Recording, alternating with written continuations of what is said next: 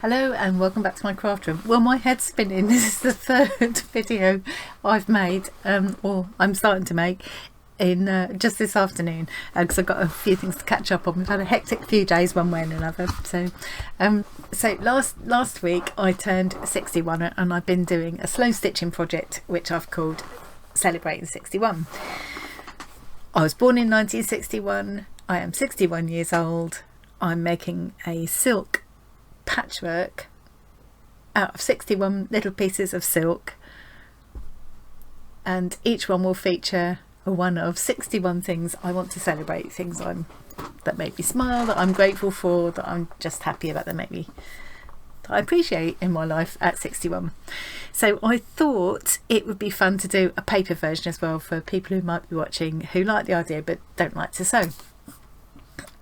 So I thought I'll do a little doodled version as well, and I was going to do it every day, but it just was a bit too much, and I just thought it would work better to do a week's worth of these doodle ones at a time.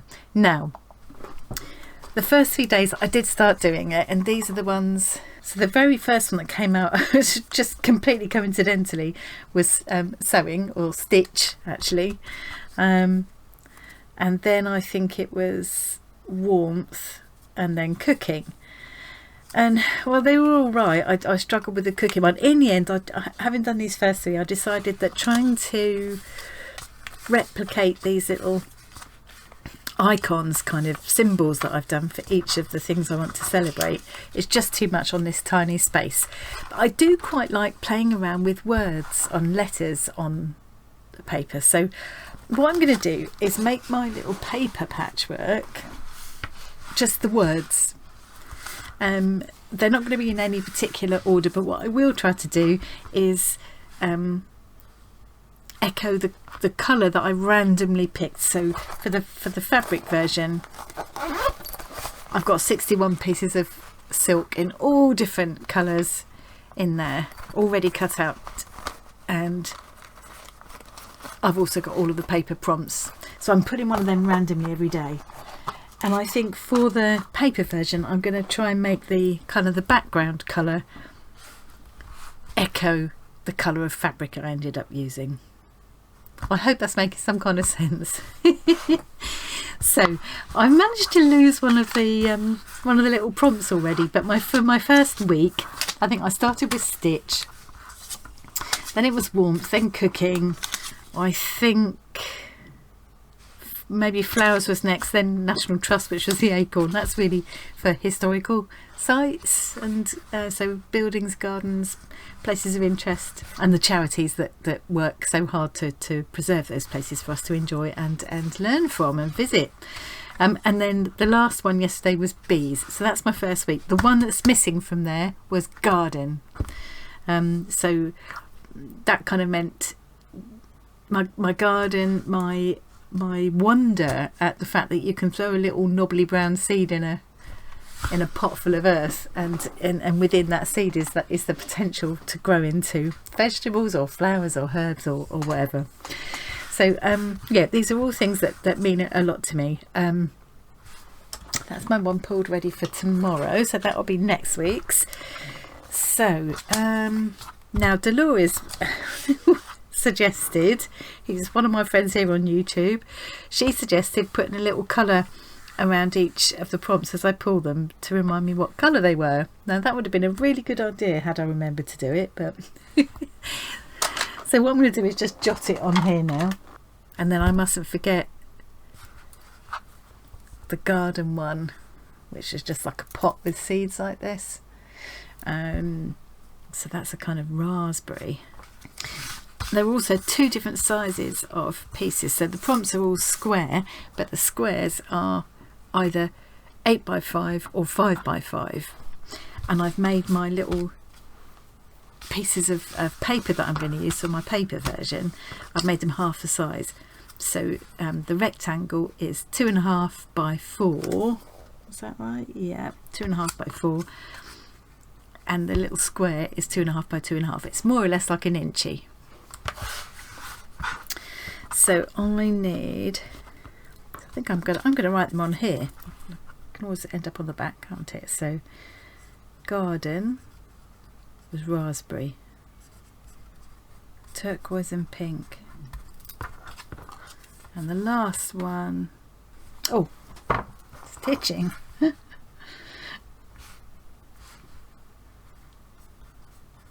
Stitch, and that's fuchsia. Okay, so I can put them out of the way now. I don't need to be influenced by them anymore, and I don't need those anymore. So what I'm going to do now is go through and I'm going to make the words or the letters the design, if that makes any kind of sense. Now, do I give myself a little frame? I always quite like a black and white striped frame. I'm just wondering whether to do that for each one, just to pull them all together, or will that just be too much? I'm going to do it.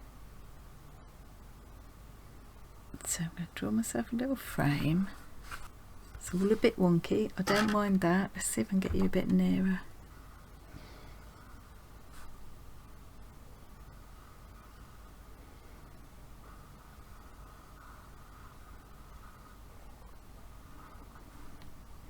Right, so that's my kind of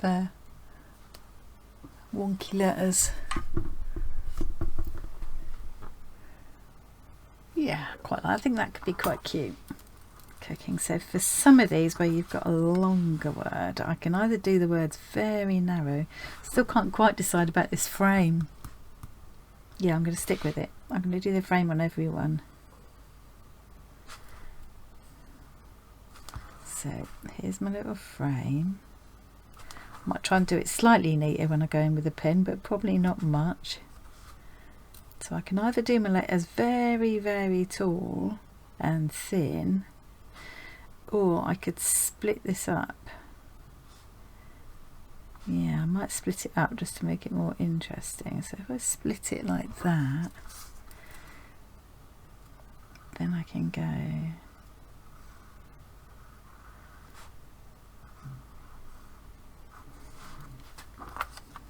this time. I'm doing it like that. So do you see what I mean? Each one will have a different style of kind of wonky lettering. I can't get that to focus. Oh, there we go. Yeah. Right, so that's cooking. What's this one? Stitch. So I need to make my little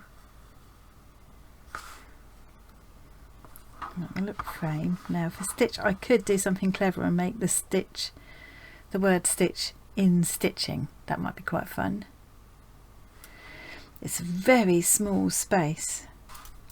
I know, I might make it slow stitching. Slow sew. Because that'll fit better. Haha, I know what I'm going to do. I just love playing with the shapes of words like this. Right, I'm going to divide it like that. And then make the first one slow.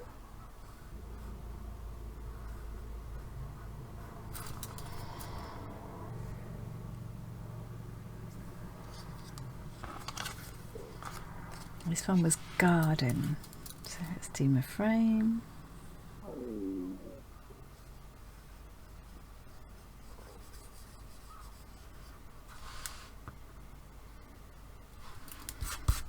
Okay, that one's just going to be like that. So I'm going to carry on penciling them out, and then I will come and show you when I'm ready to start the colourful bit. Okay, so I've gone off and finished doodling all my words, so I'm now going to go in. I've got a couple of fine liners in black and a white. This is a Posca pen, but it's a fairly fine one. I've got some other different colour paint pens as well, and I've picked a selection of colours of Inktense pencils, which I will activate with water and to create the background, and then I'll go back over with my pens to make the words. I'm too lazy to go and get a proper pot of water, so I've got my water spray. I will just spray that on the glass mat and use that as my little palette. And then I've got a couple of different sizes of paintbrushes to use. So I'm going to binge watch a bit of something while I do this. It probably won't take me too long actually, and I'll play you a bit of music. Hope you enjoy.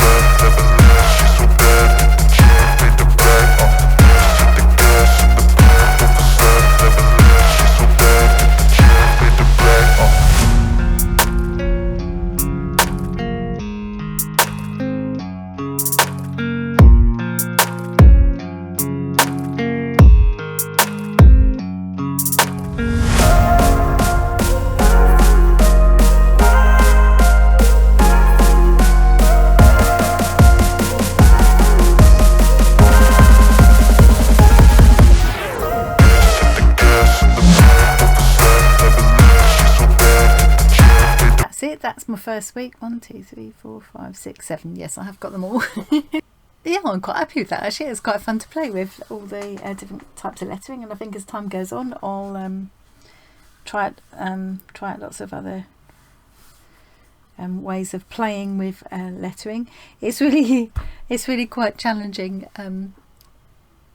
working into such a small space. I like the way they're all coming together though, and I think it was the right decision to do that black and white frame around them, because I just think that makes all the other colours pop, and it brings them all together. It'd be interesting to see how they... So I'm going to put the corresponding ones together of the fabric ones. Oh, I've done that one the wrong... Now I've made a cooking and historic sites. I've got the wrong way around, but it doesn't matter. And I feel quite chilled out. I was watching Creation CC while I was doing that. I just love all her watercolour doodling. I find it very relaxing to watch. I'm going to have another go at that because I've got so many gorgeous watercolour paints to play with at the moment. I hope you enjoyed watching that. Thank you very much for joining me, and I'll see you again next week for the second week's worth of Celebrating 61 paper patchwork version. See you soon.